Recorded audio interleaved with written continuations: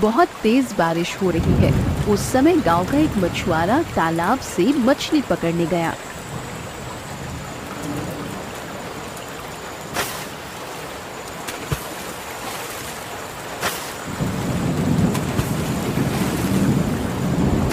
काफी देर से इंतजार कर रहा हूँ। इधर तो कोई मछली मिल ही नहीं रही। उधर तूफान भी बढ़ता जा रहा है। चलो तालाब के उस पार जाकर देखूं, शायद वहाँ नीचे कुछ मछलियाँ मिल जाएं।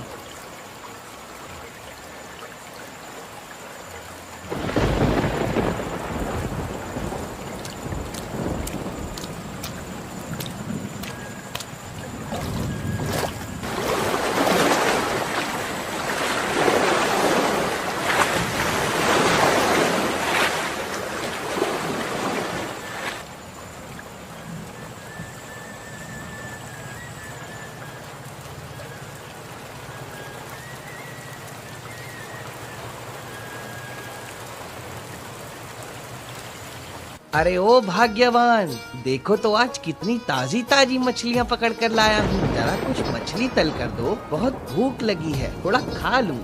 अरे इतनी संध्या बेला में कौन मछली बनाएगा? उबले आलू और गरम चावल खा लो, वही ठीक रहेगा, समझे?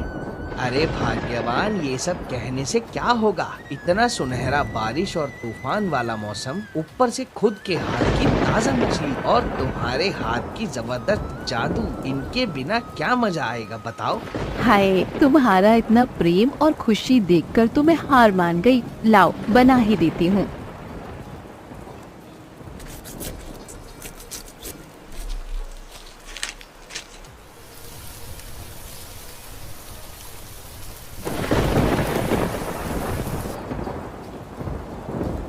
अरे भाग्यवान, तुम्हारे हाथ की बनी मछली से इतनी प्यारी खुशबू आ रही है। लगता है खाने से पहले ही मैं इस खुशबू में खो जाऊंगा। तुम्हारे खाने बनाने की कोई बराबरी नहीं कर सकता, समझी भाग्यवान? तुम तो इनमें ही मगन हो और मैं तो चिंता में मरी जा रही हूँ। बाहर मौसम कितना खराब है, कल मछली पकड़ने कैसे जाओगे? अगर मछली नहीं मिली तो घर कैसे चलेगा?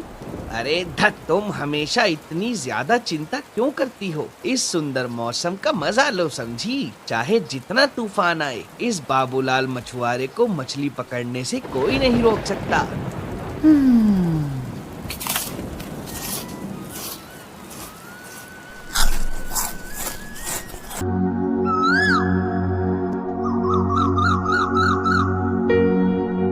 अगले दिन सुबह सुबह बाबूलाल मछली पकड़ने के लिए निकल पड़ा। नदी के बीच जाकर जाल बिछाकर मछली फंसाने का इंतजार करने लगा। कुछ देर बाद अचानक बाबूलाल ने एक प्यारे छोटे बच्चे को देखा। ये मैं क्या देख रहा हूँ? ये मासूम बच्चा इस गहरी नदी में क्या कर रहा है? जल्दी इसे उठाना होगा, नहीं तो कोई अनहोनी हो सकती है। ऐसा कहते हुए बाबूलाल उस बच्चे को उठा लिया और घर की ओर लौट पड़ा।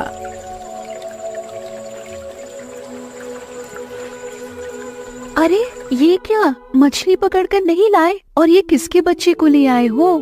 मैं मछली पकड़ने गया था, तभी अचानक देखा नदी के पानी में ये नन्हा बच्चा टूटी फूटी हालत में बहता चला आ रहा है। मुझे बहुत दया आई, इसलिए तुरंत घर ले आया। पता नहीं किस अभागे का बच्चा है ये। क्या कह रहे हो? जिस नदी में मछली पकड़ने गए थे, ये प्यारा बच्चा उसी नदी में बहता आया क्या?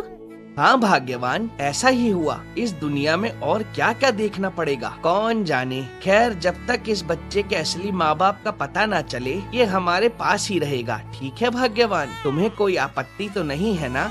नहीं नहीं, मुझे कोई आपत्ति नहीं है। मैं तो कहूँगी भगवान ने खुद इसे हमारे पास भेजा है। तुम तो जानते हो मैं कभी माँ नहीं बन सकी। महाराज, राजकुमारी अब हमारे बीच नहीं है, हमने उसे खो दिया। रानी अम्रपाली, ये तुम क्या कर रही हो? क्या हुआ है? मुझे साफ साफ बताओ। महाराज, जब राजकुमारी को साधु बाबा के पास ले जाया गया था, तब उन्होंने कहा था कि हमारी बेटी पर बुरी नजर है, इसीलिए उसे नदी में स्नान कराना होगा ताकि वह बुरी नजर से बच सके। लेकिन स्नान कराते समय वो हमारे हाथ से फिसल गई। महारानी, हमने अपनी राजकुमारी को इस तरह खो दिया। कितनी मिन्नतों के बाद वो हमें मिली थी। मालती, मेरी बेटी। इधर मछुआरा और उसकी पत्नी मालती को बड़े प्यार और स्नेह से पालने लगे।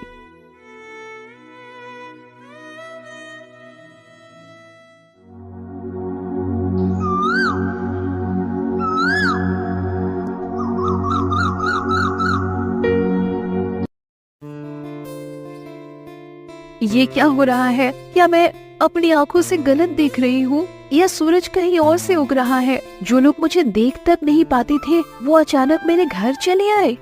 हम तुझे देखने नहीं आए हैं, तेरी गोद में जो बच्चा है उसे देखने आए हैं। इसका मतलब लोग जो कहते थे वो सच है। कहाँ से उठा लाई ये बच्चा? सुना है तू तो माँ बनने लायक नहीं, तो फिर ये किसका बच्चा है? कहीं चोरी तो नहीं किया? बोल बोल ना। जरा मुंह संभाल कर बात करो। सुबह सुबह दिमाग मत खराब करो। तुम्हारी और मेरी पुरानी दुश्मनी मेरे संतान पर मत निकालो, समझी? जो बोलना है बाहर जाकर बोलो। यहाँ से जल्दी निकलो। देखो देखो इसके तेवर। सच बात कहने पर घर से भगा दोगी क्या? हमेशा से रूपा तो ठीक ही कह रही है, तू तो बोझ है। तेरे घर में बच्चा आया कैसे?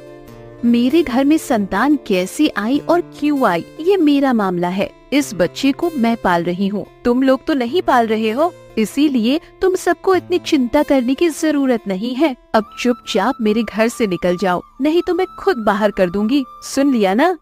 अरे वाह, तेरे मुंह की धार तो पहले जैसी तेज है। कोई बात नहीं, हम भी तेज छुरी लेकर आए हैं। सुनो सुनो गांव वालों, सुनो, राजा की इकलौती बेटी खो गई है। अगर किसी को उसके बारे में कुछ खबर हो तो वो राजमहल आकर बताएं। इसके बदले महाराज उसको बहुत सारे उपहार देंगे।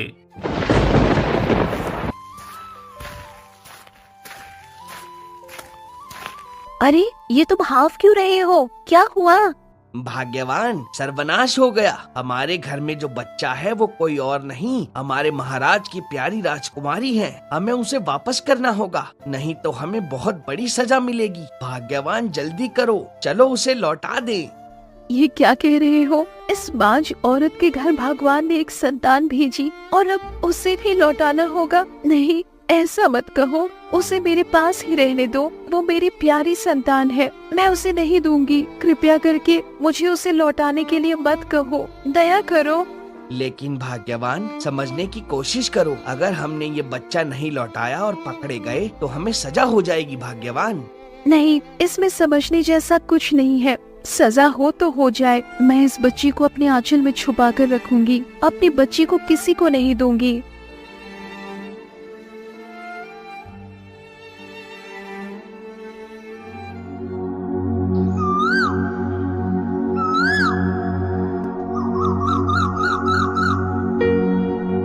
देखते देखते राजकुमारी छोटी से 7 साल की हो जाती है। वो बहुत सुंदर और शरारती स्वभाव की थी। मिष्टी बेटी, अब तो पेड़ से नीचे उतरो, बहुत देर हो गई। तुझे नहला धुलाकर खाना खिला दूं। आजा बेटी, उतर जा अब। नहीं माँ, आज मैं नहीं उतरूंगी। तुम मुझे रोज खाना खिला के सुला देती हो, कभी मेरी सहेलियों के साथ खेलने नहीं देती। आज मैं भूलकर भी नीचे नहीं उतरूंगी। बस मैंने बोल दिया, आप जाओ, मैं अभी खेलूंगी। अच्छा ठीक है, मैं वादा करती हूँ, आज तुझे खाना खिलाकर नहीं सुलाऊंगी, खेलने जाने दूंगी। अब तो उतर जा बेटी। ले बेटी, जल्दी खा ले, सभी खाना ठंडा हो रहा है। ओहो माँ, आज भी वही चावल और सब्जी। ये सब मुझे अच्छा नहीं लगता है माँ। बेटी, तू तो जानती है ना कि हम कितने गरीब हैं। तेरे बाबा मछली पकड़कर जैसे तैसे घर चलाते हैं। इससे बेहतर खाना हम दे भी नहीं सकते बेटी। फिर भी कल तेरे बाबा से कहूँगी कि कुछ अच्छा लेकर आए। तुम तो रोज ऐसा ही कहती हो, लेकिन मैं कह रही हूँ कल मैं मसालेदार मटन ही खाऊंगी, बता देती हूँ। खाना खाने के बाद मिष्टी अपने सहेलियों के साथ खेलने चली जाती है। ओ राजू, आज हम क्या खेलेंगे? आज हम छुपन छुपाई खेलेंगे। हाँ, तुमने अच्छा खेल बताया। चलो तय करें कौन चोर बनेगा। आज तुम सब छुपो, मैं तुम्हें ढूंढूंगी। मैं उस तालाब के किनारे वाले पेड़ के नीचे छुप रही हूँ, ठीक है? तालाब के किनारे एक रानी बैठी रो रही थी। आप तालाब के किनारे बैठकर क्यों रो रही हैं? क्या हुआ आपको? बेटी, मैं इस राज्य की महारानी अम्रपाली हूँ, लेकिन अंदर से मैं बिल्कुल खाली हो गई हूँ। मैंने अपनी ही संतान को इस नदी में खो दिया है। अरे रानी माँ, आपको कितना दुख है। आपकी बातें सुनकर मुझे बहुत दुख हुआ। आप मत रोइए, भगवान आपके बच्चे को जरूर वापस लौटाएंगे। देखिएगा, आपकी बेटी जहाँ भी होगी बहुत अच्छी होगी। अगर मेरी बेटी मेरे पास होती तो वो भी तुम्हारे जैसी बड़ी होती। तुम्हें देखकर मेरे दिल को थोड़ी शांति मिली। अब से तुम रोज दोपहर में मुझसे मिलने आना बेटी। ठीक है रानी माँ, अब से मैं रोज दोपहर में आपसे मिलने आऊंगी। बेटी, तुझे तो आजकल घर में देख ही नहीं पाता। कहाँ रहती है सारा दिन? तुम्हारी बेटी तो अब मेरी कोई बात नहीं सुनती, बस घूमती रहती है। दोपहर को खाना खाकर न जाने कहाँ चली जाती है। बाबा, माँ की बात नहीं सुनो, मैं कहीं नहीं घूमती हूँ। बताऊँ ना बाबा, कुछ दिन पहले मैं तालाब के किनारे खेलने गई थी। वहाँ रानी माँ से मेरी मुलाकात हुई। अब मैं रोज उनसे मिलने जाती हूँ। उनकी बेटी बचपन में खो गई थी, इसीलिए वो बहुत दुखी हैं। बाबा, हमारी रानी माँ बहुत अच्छी इंसान है, सच में बहुत ही अच्छी। हे भाग्यवान, मुझे क्यों सुनना पड़ रहा है? मिष्टी की माँ, आज के बाद से तू कभी भी उस तालाब के किनारे रानी से मिलने नहीं जाएगी। वो बड़े लोग हैं, उनके विचार अलग होते हैं। हमारे जैसे गरीब लोगों का उनसे मेल जोल ठीक नहीं। मैं जो कह रहा हूँ समझी तू? लेकिन बाबा, रानी माँ बहुत अच्छी हैं। पक्का एक दिन मैं आपको भी उनसे मिलाऊंगी, तब आपको भी समझ में आएगा बाबा। तेरे बाबा ने जो कहा वो तेरे कान में नहीं गया क्या? फिर भी मुँह चलाकर जवाब दे रही है। आज के बाद तेरा घर से बाहर निकलना बंद, समझी?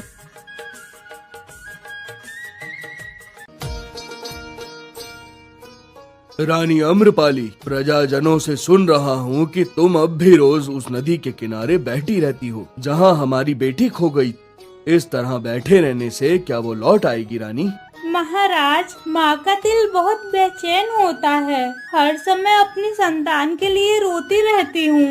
उस नदी के पास बैठकर ऐसा लगता है जैसे मेरी बेटी का चेहरा देख रही हूँ। लेकिन महाराज, हाल ही में वहाँ मैंने एक मछुआरे की बच्ची को देखा। उसकी आंखों में एक अजीब सा अपनापन है। उसकी सूरत इतनी मनमोहक कि जब मैं उसे देखती हूँ लगता है मैं अपनी मालती को देख रही हूँ। जब वो मुझे पुकारती है तो लगता है मेरी मालती ही मुझे पुकार रही है।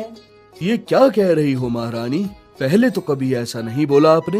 एक काम करो, आज ही उस बच्ची को हमारे राज दरबार में ले आओ। मैं भी अपनी आंखों से उसे देखना चाहता हूँ। आप बिल्कुल ठीक कह रहे हैं महाराज, आज ही मैं उसे लेकर आऊंगी। ये क्या, वो बच्ची आज अब तक क्यों नहीं आई? इतनी देर तो कभी नहीं करती थी। कहीं उसे कोई परेशानी तो नहीं हुई? नहीं नहीं, मेरा मन बहुत घबरा रहा है। मुझे तुरंत राज दरबार जाकर महाराज को सब बताना होगा। माँ, ओ माँ, आज के बाद मुझे रानी माँ से मिलने मत भेजना। आज से मैं कभी भी रानी माँ से मिलने नहीं जाऊंगी। मैं कसम खाती हूँ। माँ, बस एक बार बाहर जाने दो मुझे। मिष्टी, मैं तो कब से कह रही हूँ तुम्हें उस रानी माँ से मिलने नहीं जाना है, फिर भी तुम बार बार क्यों जिद कर रही हो? क्या रानी माँ तुझे मुझसे भी ज्यादा अपनों जैसी लगने लगी। नहीं माँ, मैंने रानी माँ को वादा किया था कि मैं रोज उनसे मिलने जाऊंगी। अचानक मना कर दूंगी तो मैं वचन भंग कर दूंगी माँ। और तुमने ही तो सिखाया था कि वचन तोड़ना ठीक नहीं है। बस अगर इसके बाद एक बार भी वहाँ जाने की जिद करेगी तो मेरे और अपने बाबा का मरा हुआ चेहरा देखेगी, समझी? नहीं माँ, ऐसा मत कहो। इस दुनिया में आप दोनों से ज्यादा मेरा कोई अपना नहीं। मैं कहीं नहीं जाऊंगी।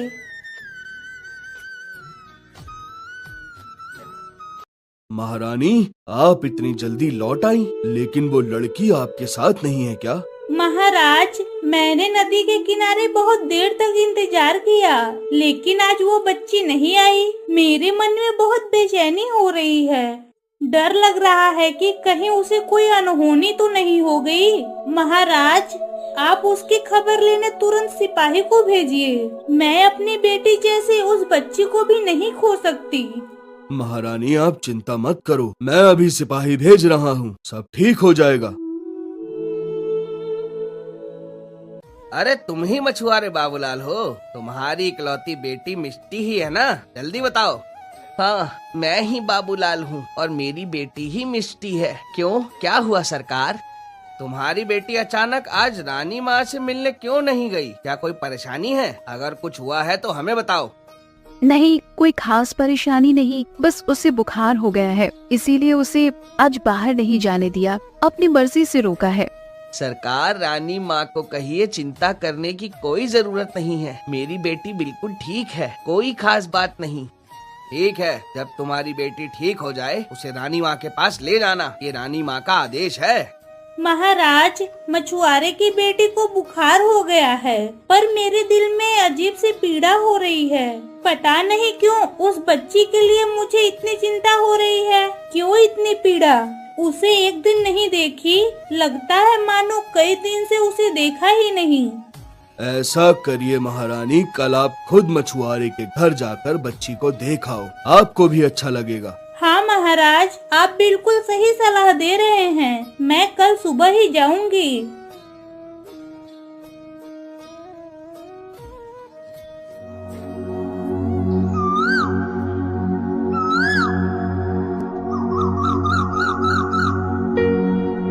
राजा के लोग खोजते खोजते हमारे घर तक पहुंच गए हैं। भाग्यवान, जल्दी करो, इससे पहले कि हम पकड़ में आ जाएं, हमें खुद ही उस बच्ची को वापस कर देना चाहिए, नहीं तो बहुत बड़ी मुसीबत सामने है। तुम समझ रही हो ना भाग्यवान, मैं क्या कह रहा हूँ? और फिर दूसरों के संतान को इस तरह छुपा कर रखना हमारे लिए ठीक नहीं। उसकी माँ बहुत दुखी हो रही है।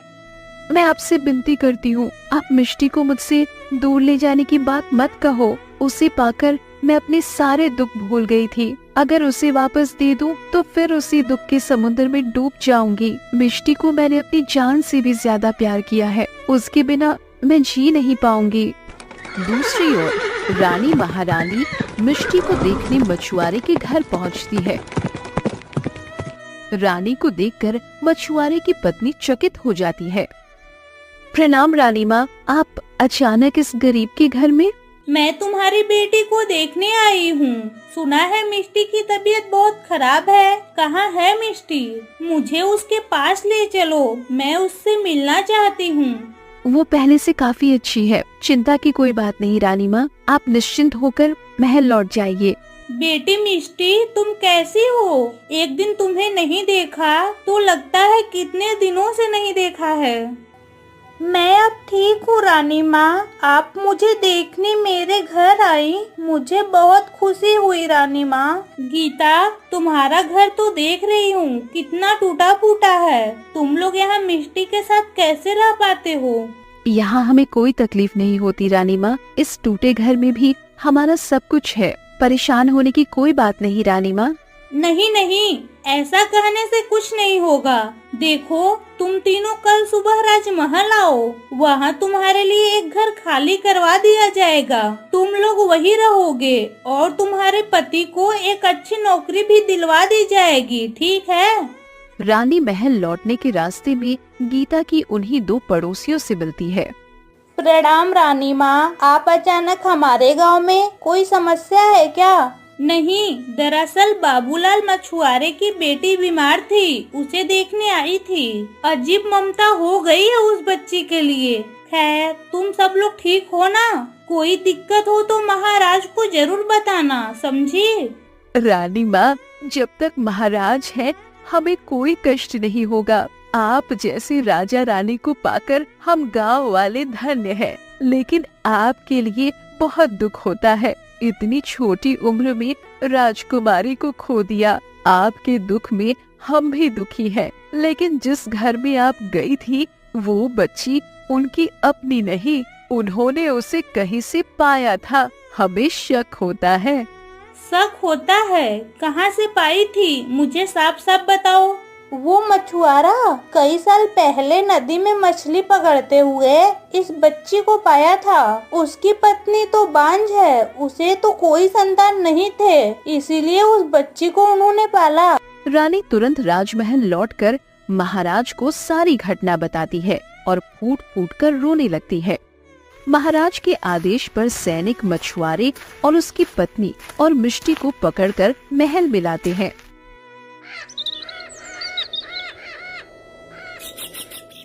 बेटी मालती, तू मिष्टी नहीं, तू मेरी खोई हुई राजकुमारी है। जिनके साथ तू खड़ी है वो अपराधी हैं। उन्होंने तुझे इतने साल हमसे छुपा कर रखा। आ मेरी बच्ची, आ मेरी गोद में, आजा।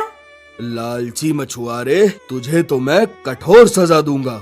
इतने साल तक दूसरों की बेटी को अपना बताकर रखा। बेटी मालती, आ मेरी बच्ची, हमारे पास आ।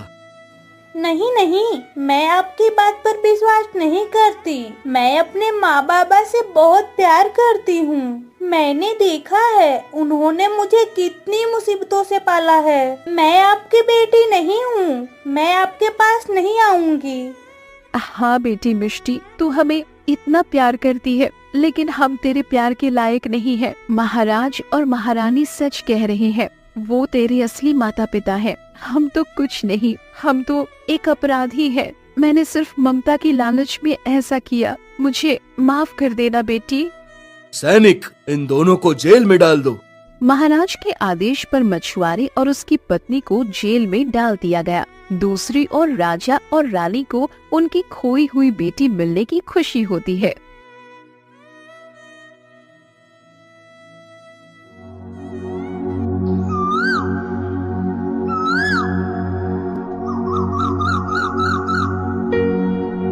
तुम्हारे जन्म के बाद पहली बार जन्मदिन पर तुम्हें पाया है। बताओ बेटी, तुम्हें क्या चाहिए? बाबा, मेरी बस एक ही विनती है, मेरे मछुआरे माँ बाबा को छोड़ दो। मुझे पता है उन्होंने गलती की, लेकिन उन्होंने मुझे बहुत प्यार दिया बाबा। मालती, जिन्होंने तुझे हमसे इतने साल दूर रखा, क्या तुम उनके लिए मुझसे निवेदन कर रही हो? महाराज, मछुआरा और उसकी पत्नी हमसे अपराध तो कर बैठे, लेकिन उन्होंने हमारी प्यारी बेटी को पाला। उनकी वजह से आज हमें हमारी बेटी वापस मिली, इसीलिए हम उनके आभारी हैं। मैं भी यही चाहती हूँ, उन्हें माफ कर दीजिए। आखिरकार राजकुमारी मालती की आग्रह पर महाराज मछुआरे और उसकी पत्नी को माफ कर देते हैं और रिहा कर देते हैं।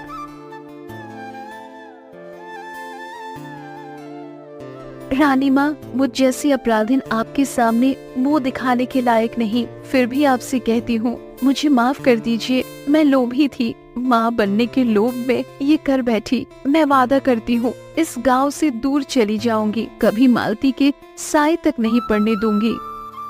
माफी मांगने की जरूरत नहीं, तुमने जो गलती की उसकी सजा मिल गई, लेकिन तुमने हमारी बेटी को माँ बनकर पाला और माँ की ममता कभी गलत नहीं होती। तुम लोग अब हमारे साथ ही महल में रहोगे। हम सबने तुम्हें माफ कर दिया। यह कहानी पसंद आई हो तो और नई अधिक कहानियों के लिए इस वीडियो को लाइक करें, शेयर करें और हमारे चैनल को सब्सक्राइब करें।